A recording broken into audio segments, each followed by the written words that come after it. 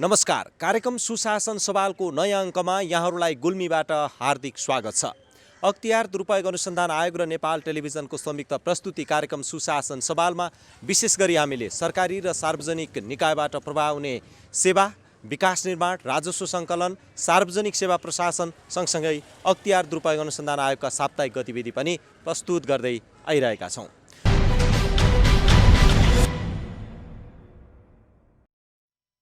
अख्तियार दुरुपयोग अनुसन्धान आयोगले मिति 2077 साल पुस 13 गते बागमती तथा लालबकैया नदी नियन्त्रण आयोजना परवानीपुर 12 का आयोजना प्रमुख राजकुमार श्रीवास्तव सहित 5 जना उप आरोप पत्र दायर गरेको छ।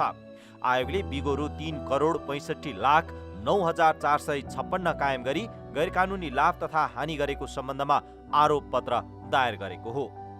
यसैगरी आयोगले मिति 2077 साल पुस 14 गते राष्ट्रिय वाणिज्य बैंक शाखा कार्यालय त्रिभुवनचोक नेपालगञ्जका तत्कालीन प्रबन्धक ललित बहादुर शाही सहित 8 जना उप आरोप पत्र दायर गरेको छ।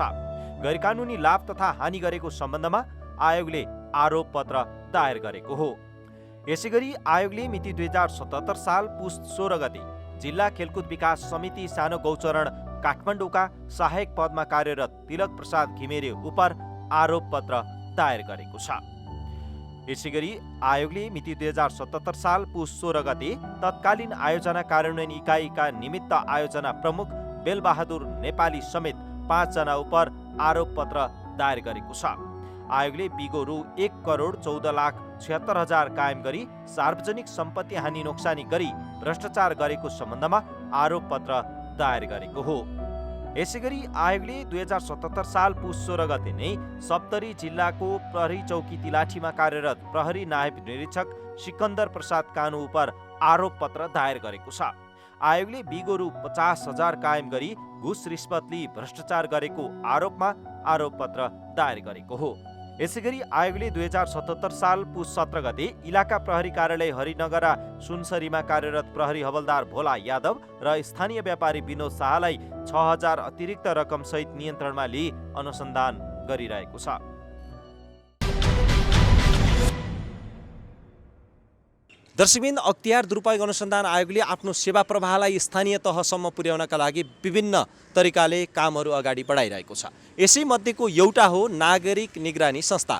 भ्रष्टाचार विरुद्धको नागरिक निगरानी संस्था गठन र नागरिकसँगको सहकार्यमा सुशासन प्रवर्धन गर्ने उद्देश्यका साथ गठन भएको यो नागरिक निगरानी संस्थाले आफ्नो कामलाई भ्रष्टाचार नियन्त्रण र सुशासन केन्द्रित गर्दै अगाडि बढिरहेको छ।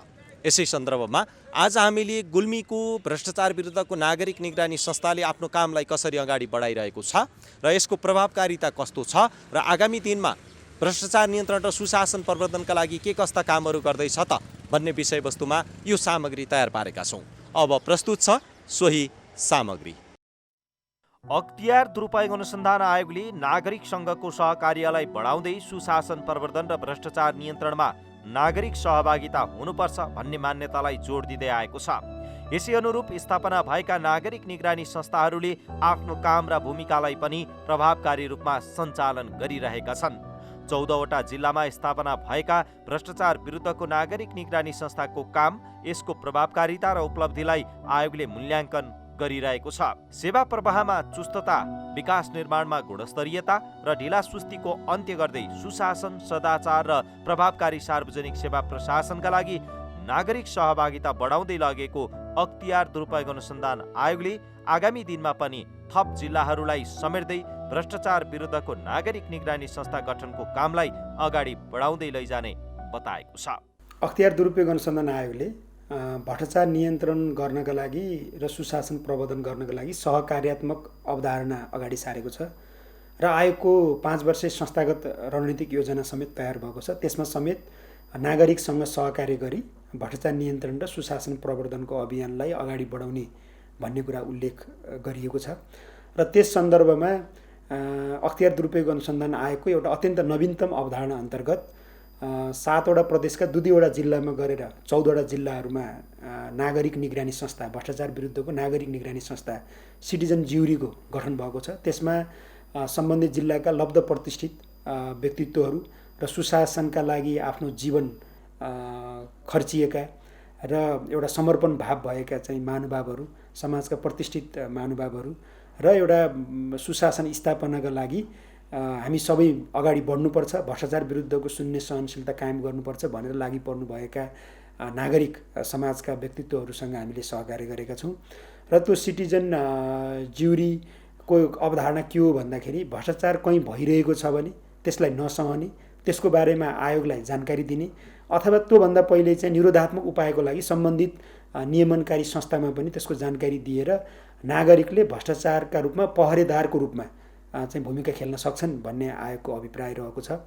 र त्यसमा विगतको वर्षको काम हेर्दाखेरि सिटिजन ज्युरीले विभिन्न उल्लेखनीय कामहरू गरेका छन्, जस्तै जनचेतना जगाउने, स्थानीय तहसँग विभिन्न अन्तर्क्रिया कार्यक्रमहरू गर्ने, कार्यालय प्रमुखहरूसँग अन्तर्क्रिया कार्यक्रम गर्ने, नागरिक सामुदायिक संस्थाहरूलाई भ्रष्टाचार विरुद्धको शून्य सहनशीलताका लागि जागरुक बनाउने, यस्ता गतिविधिहरूमा सिटिजन ज्युरी संलग्न हुँदै आएका छन्।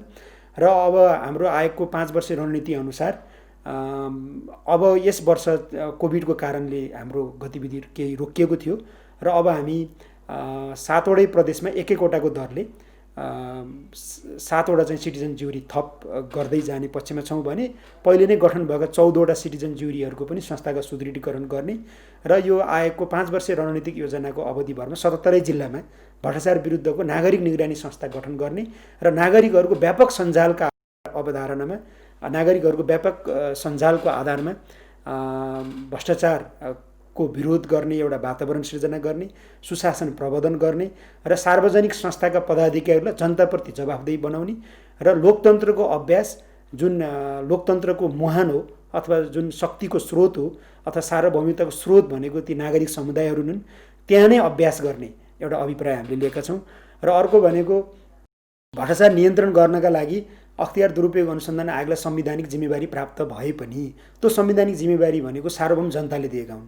त्यो भएर सार्वभौम जनतासँग आयोगले सहकार्य गर्नैपर्छ, उनीहरूका धारणा बुझ्नैपर्छ र उनीहरूसँगको स्वस्थ अन्तर्क्रियाको माध्यमद्वारा सार्वजनिक पदाधिकारीहरूलाई जनताप्रति जवाफदेही बनाउने, सेवा प्रवाहलाई चुस्त दुरुस्त बनाउने, जनमुखी बनाउने र सुशासनमा सबैको सहज पहुँच स्थापित गर्ने मनसाय र उद्देश्य आयोगले राखेको छ।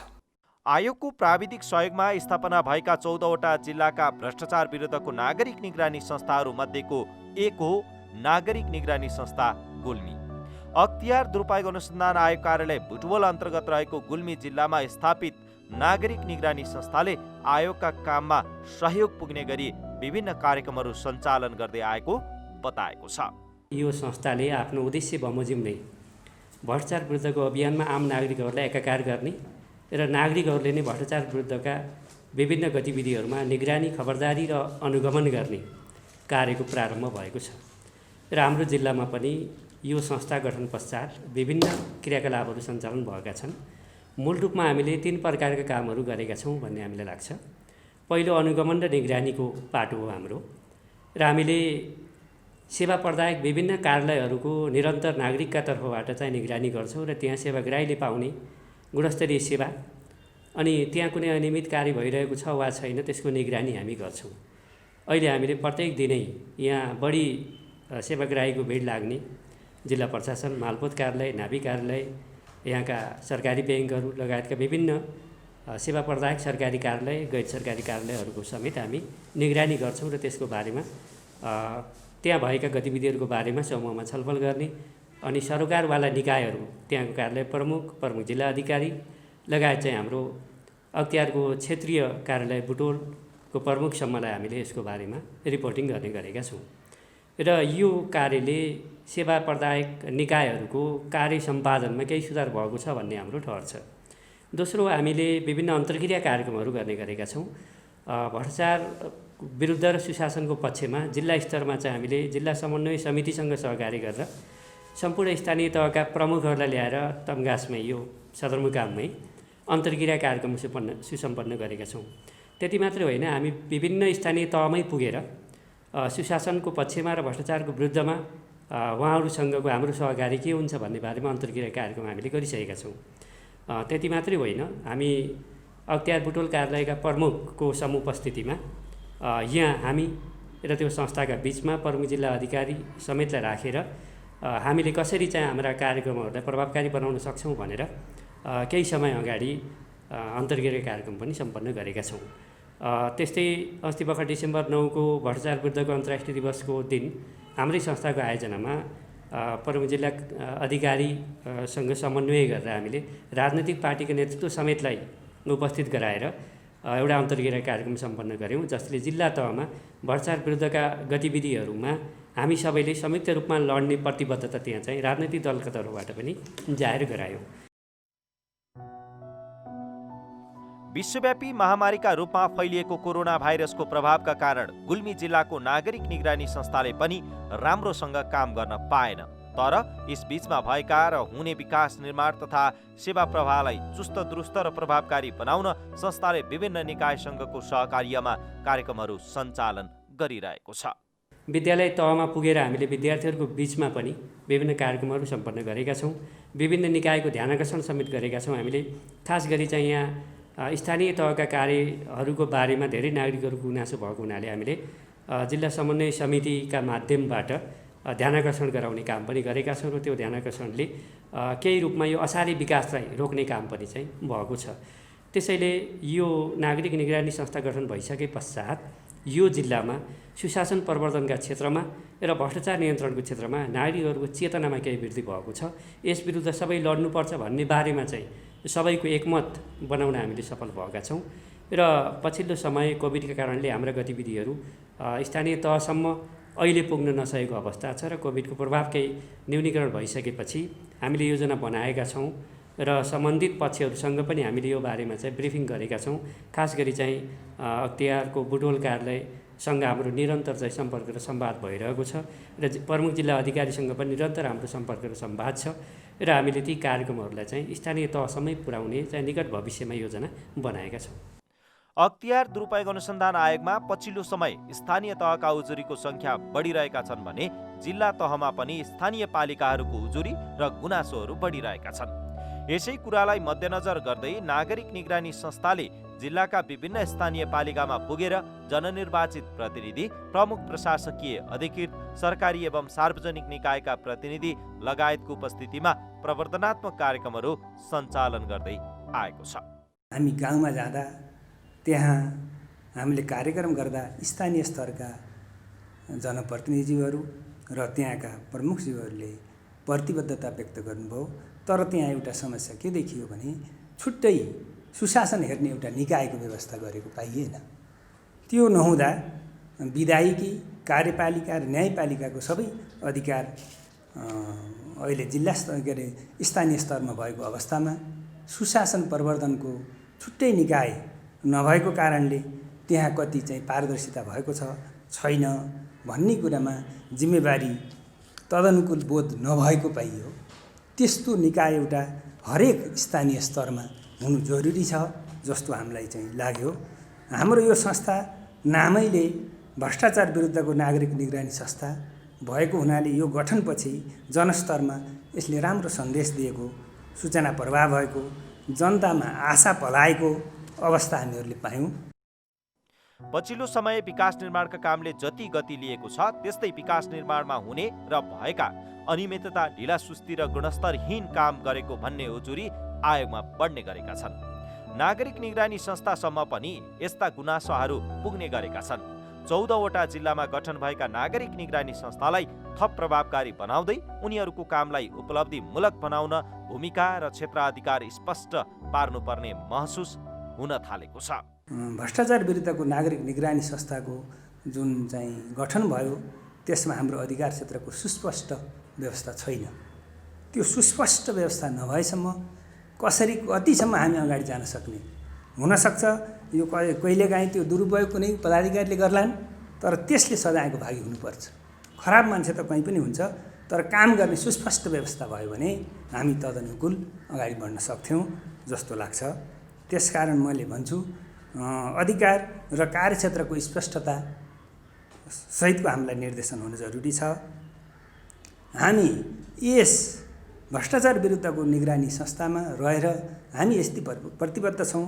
हामीले सुशासन प्रवर्धन हुने बाहेक अन्य काम गर्दैनौँ। हामी प्रतिबद्ध छौँ।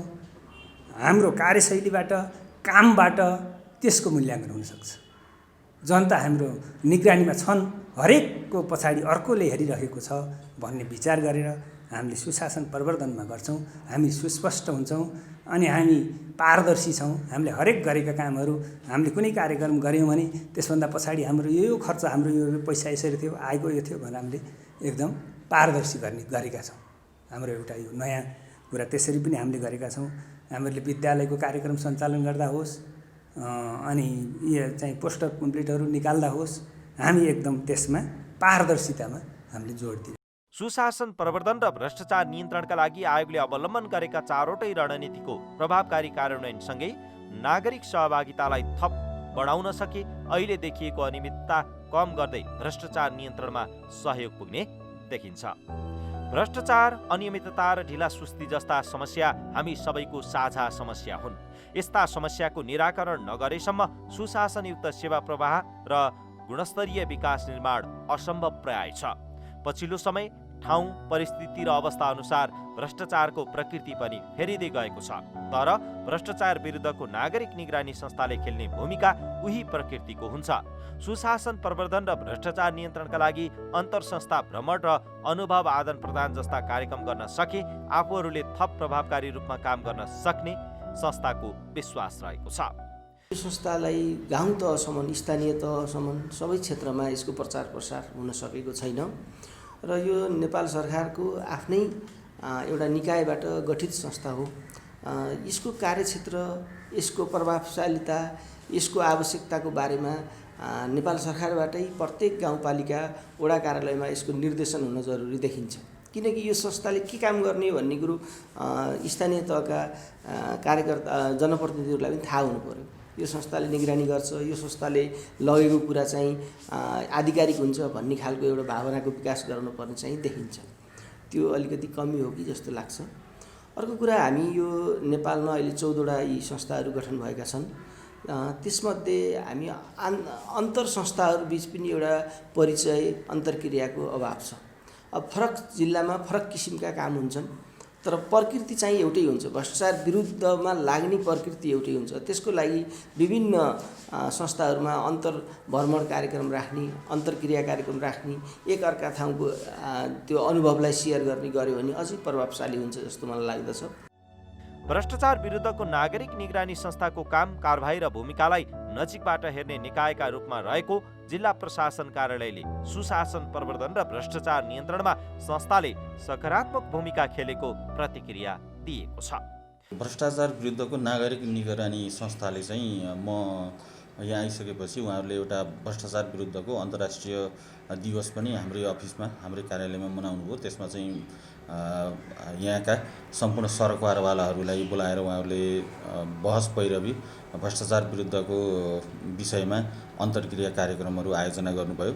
त्यसै गरी उहाँहरूले जिल्लास्थित विभिन्न कार्यालयहरूसँग पनि अब यो भ्रष्टाचार विरुद्ध र सुशासनको पक्षमा विभिन्न किसिमका कार्यक्रम गर्ने, झकझकाउने वाचडगको भूमिका उहाँहरूले निभाउनु भएको मलाई लागेको छ। त्यसै गरी स्थानीय तहहरूमा पनि उहाँहरूले विभिन्न किसिमका कार्यक्रमहरू गरेको मलाई जानकारीमा छ। उहाँहरूको भूमिका चाहिँ सराहनीय मैले लागेको छ मलाई। अब भ्रष्टाचारलाई दण्डात्मक हिसाबले मात्र समाधान गर्न सकिँदैन, त्यस विरुद्धका विभिन्न प्रवर्तनात्मक कार्यक्रमहरूबाट पनि सचेत बनाएर कानुनमा यस्तो छ, यो खालको अपराध गर्दा यस्तो खालको सजाय हुन्छ भन्ने कुरामा उहाँहरूले पूर्व सचेतना जगाइदिँदाखेरि सेवा प्रवाह गर्ने कर्मचारीहरू, त्यसै गरी सेवा प्रवाह गर्दाखेरि केही नाजायज रकमहरू दिएर सेवा लिन खोज्ने जनताहरू समेत सबै सजग हुने र त्यसबाट भ्रष्टाचार न्यूनीकरण हुने विश्वास चाहिँ लाग्दछ र यो संस्थाले सोही बमोजिम काम गरेको मैले अनुभूति गरेको छु। नागरिकको सचेततापूर्ण सक्रिय सहभागितामा हुने कुनै पनि काममा भ्रष्टाचार र अनियमितता कम देखिन्छ। त्यसैले तपाईँ हामी पनि आफ्नो गाउँ ठाउँमा हुने विकास निर्माण र सेवा प्रवाहलाई चुस्त दुरुस्त राख्दै भ्रष्टाचार रहित सेवा र समाज निर्माणमा भूमिका खेल्न सके एक सचेत नागरिकको जिम्मेवारी पूरा गर्न सक्नेछौँ।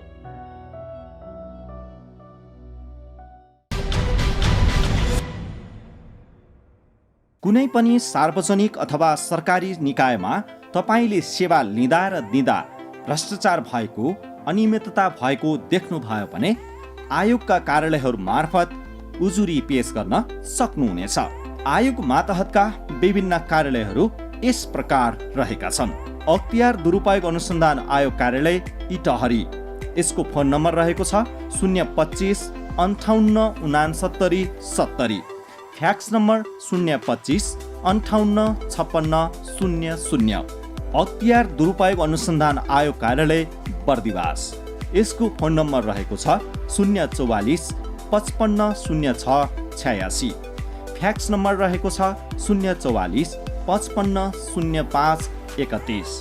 अख्तियार दुरुपयोग अनुसन्धान आयोग कार्यालय हेटौँडा, यसको फोन नम्बर रहेको छ 057 52 17 44, फ्याक्स नम्बर रहेको छ 057 52 0 36 9। अख्तियार दुरुपयोग अनुसन्धान आयोग कार्यालय पोखरा, यसको फोन नम्बर रहेको छ 061 54 045 1, फ्याक्स नम्बर रहेको छ 061 54 045 2। अख्तियार दुरुपयोग अनुसन्धान आयोग बुटवल कार्यालयको फोन नम्बर रहेको छ 071 540 031, 540 837, यसको फ्याक्स नम्बर रहेको छ 071 540 823। यस्तै गरी अख्तियार दुरुपयोग अनुसन्धान आयोग कार्यालय नेपालगञ्जको फोन नम्बर रहेको छ 081 550 626 र 550 627, फ्याक्स नम्बर रहेको छ 081 550 426। अख्तियार दुरुपयोग अनुसन्धान आयोग सुर्खेत कार्यालयको फोन नम्बर रहेको छ 083 521 960, फ्याक्स नम्बर रहेको छ 083 523 884। अख्तियार दुरुपयोग अनुसन्धान आयोग कञ्चनपुर कार्यालयको फोन नम्बर रहेको छ 079 524 263, फ्याक्स नम्बर रहेको छ 079 524 83। तपाईँले कहीँ कतै सार्वजनिक अथवा सरकारी निकायमा कार्यरत व्यक्तिले आफ्नो अख्तियारको दुरुपयोग गरेको अथवा भ्रष्टाचार गरेको देख्नुभयो भने यी कार्यालयहरू मार्फत पनि उजुरी पेश गर्न सक्नुहुनेछ। अख्तियार दुरुपयोग अनुसन्धान आयोग। भ्रष्टाचार नियन्त्रण र सुशासन प्रवर्धन गर्नका लागि नागरिकको सहभागिता महत्त्वपूर्ण पक्ष र पाटो हो। त्यसैले अख्तियार दुरुपयोग अनुसन्धान आयोगले नागरिकको सहभागितामा सुशासन प्रवर्धनका आफ्ना कार्यक्रमहरूलाई केन्द्रित गर्दै अगाडि बढिरहेको छ। दर्शकबिन, तपाईँ हामी पनि सचेत नागरिक र सेवाग्राहीको हैसियतले कहीँ कतै भ्रष्टाचार भएको देखियो र पाइयो भने त्यसका विरुद्ध आवाज उठाउनु आवश्यक छ। जब तपाईँ हामीले सुशासनका लागि र भ्रष्टाचार विरुद्धको आवाज उठाउँदै अगाडि बढ्छौँ तब मात्रै सुशासनयुक्त समाज र सेवा प्रवाहमा सहयोग पुग्नेछ। हवस् त, आजका लागि कार्यक्रम सुशासन सवालको समय सकिसकेको छ। तपाईँले यो कार्यक्रम नेपाल टेलिभिजनको वेबसाइट www.ntv.org.np, त्यस्तै गरेर मोबाइल एप्स, अख्तियार दुरुपयोग अनुसन्धान आयोगको फेसबुक पेज, युट्युब च्यानल र वेबसाइटमा पनि हेर्न सक्नुहुन्छ भन्दै अर्को सातासम्मका लागि हामी सबैलाई बिदा दिनुहोस्। नमस्कार।